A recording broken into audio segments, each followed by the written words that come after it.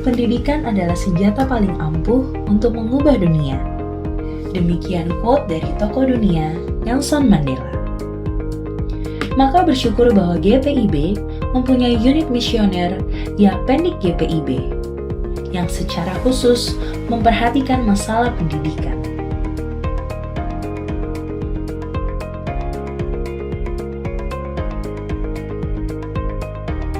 Yapendik telah hadir di 12 provinsi di Indonesia dengan 67 sekolah dan 1 perguruan tinggi kebidanan.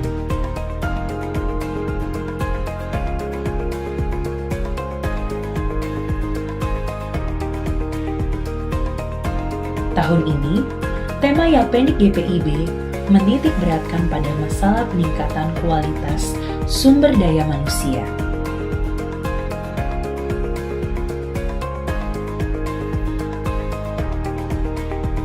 Peran kepala sekolah,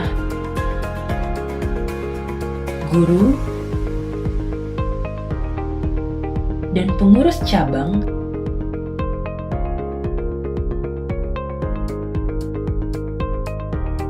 sangat penting dalam kemajuan pendidikan.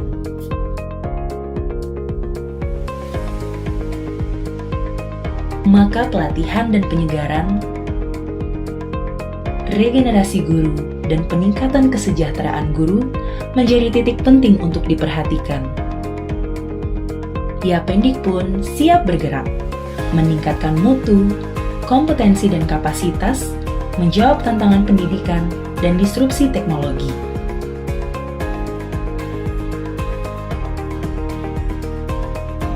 Beberapa sekolah masih terus membangun melengkapi sarana prasarana.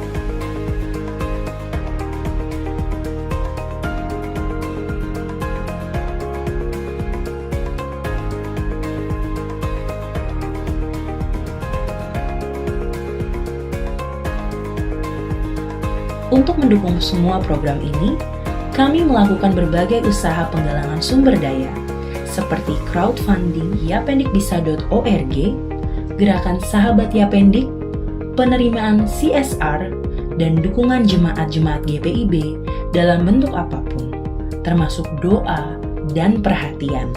Shalom, salam dalam kasih Kristus. Di tengah kesibukan kita melakukan pelayanan, kesaksian dan pengutusan di dalam iman, kasih, dan pengharapan. Mari kita rayakan Hari Pendidikan Nasional tahun 2024 dengan menyebarkan kesadaran akan pentingnya pendidikan serta pentingnya keberhasilan pelaksanaan program peningkatan mutu, peningkatan kompetensi, dan peningkatan kapasitas dari seluruh sekolah dan sekolah tinggi dalam naungan Yapendik. Selamat merayakan Hari Pendidikan Nasional 2024. Tuhan Yesus memberkati. Soli Deo Gloria.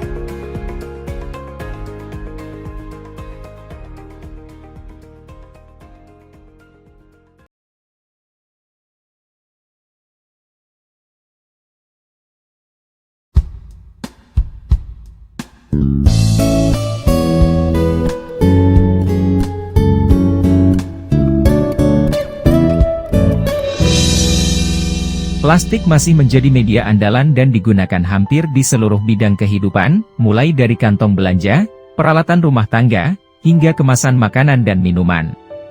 Apabila sudah tidak lagi terpakai dan sudah tidak digunakan, plastik akan terbuang, terbengkalai dan menumpuk menjadi sampah. Berdasarkan data dari ScienceMark, jumlah produksi sampah plastik global sejak 1950 hingga 2015 cenderung selalu menunjukkan peningkatan. Pada 1950, produksi sampah dunia ada di angka 2 juta ton per tahun. Sementara 65 tahun setelah itu, pada 2015 produksi sampah sudah ada di angka 381 juta ton per tahun. Angka ini meningkat lebih dari 190 kali lipat, dengan rata-rata peningkatan sebesar 5,8 juta ton per tahun. Saat ini dunia memproduksi 430 juta ton plastik per tahun. 2/3-nya merupakan produk berumur pendek yang segera menjadi limbah. Tren saat ini memproyeksikan bahwa plastik akan diproduksi 3 kali lipat pada 2060. Sampah plastik di dunia terus meningkat setiap tahun seiring dengan kebutuhan masyarakat dalam penggunaan plastik. Sayangnya cara kita memproduksi, menggunakan, dan membuang plastik terbukti mencemari ekosistem, menciptakan risiko bagi kesehatan manusia, dan membuat iklim tidak stabil. Jika dibandingkan dengan sampah jenis lain, proses penguraian sampah plastik membutuhkan waktu yang jauh lebih lama. Penguraian beberapa jenis sampah plastik dinyatakan memerlukan waktu 20 hingga 500 tahun lamanya. Jika proses penguraian plastik tidak berjalan dengan sempurna, penguraian plastik malah akan menghasilkan mikroplastik, senyawa kimia dan logam berat yang justru lebih berbahaya dan beracun. Mikroplastik adalah potongan plastik yang kurang dari 4,8 mm. Ini bersifat sangat berbahaya karena memiliki bahan kimia seperti PCB yang terakumulasi pada bagian plastik, yang dapat menyebabkan keracunan. Mikroplastik sangat mudah ditemukan di berbagai aktivitas sehari-hari kita, seperti serpihan serat buatan yang berasal dari pencucian pakaian, debu penguraian ban kendaraan yang bergesek dengan aspal jalan, debu dari industri pengecatan, serat buatan yang melayang atau terhempas, mikrobeads yang berasal dari produk kosmetik. Namun demikian, penghasil terbesar mikroplastik di alam adalah sampah plastik, yang dalam proses penguraian yang tidak sempurna terpecah menjadi mikroplastik.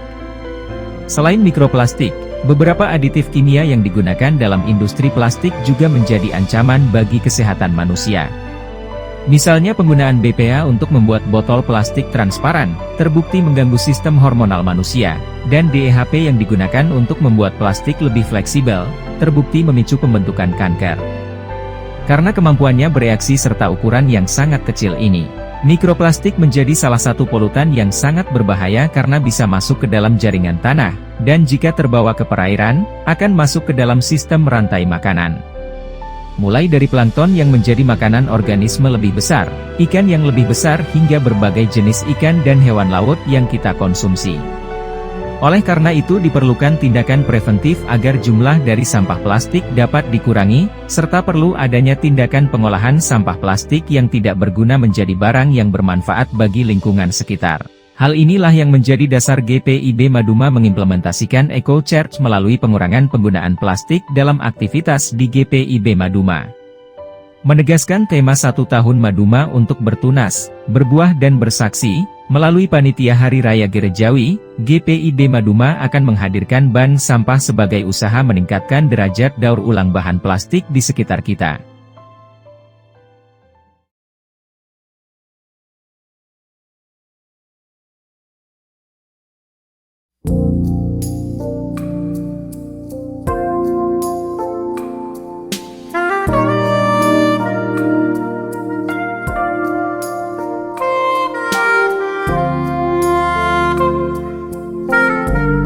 Tentu kita akan bertanya, untuk apa saya mengikuti program pengembangan sumber daya insani? Khususnya program membangun kepemimpinan Kristen yang sehat? Karena toh saya tidak akan menjadi pemimpin jemaat.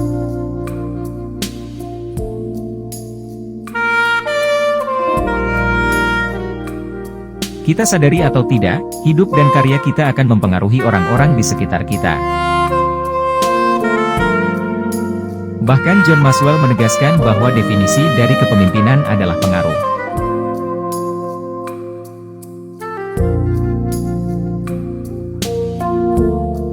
Henry Blackaby, seorang pastor evangelis Kanada, semakin mempertegas dengan menyatakan kepemimpinan rohani menggerakkan orang untuk mengikuti agenda Tuhan. Jadi sebagai pengemban amanat agung, setiap kita adalah pemimpin yang dapat mempengaruhi lingkungan kita. Masalahnya, pengaruh apa yang kita berikan, baik atau buruk?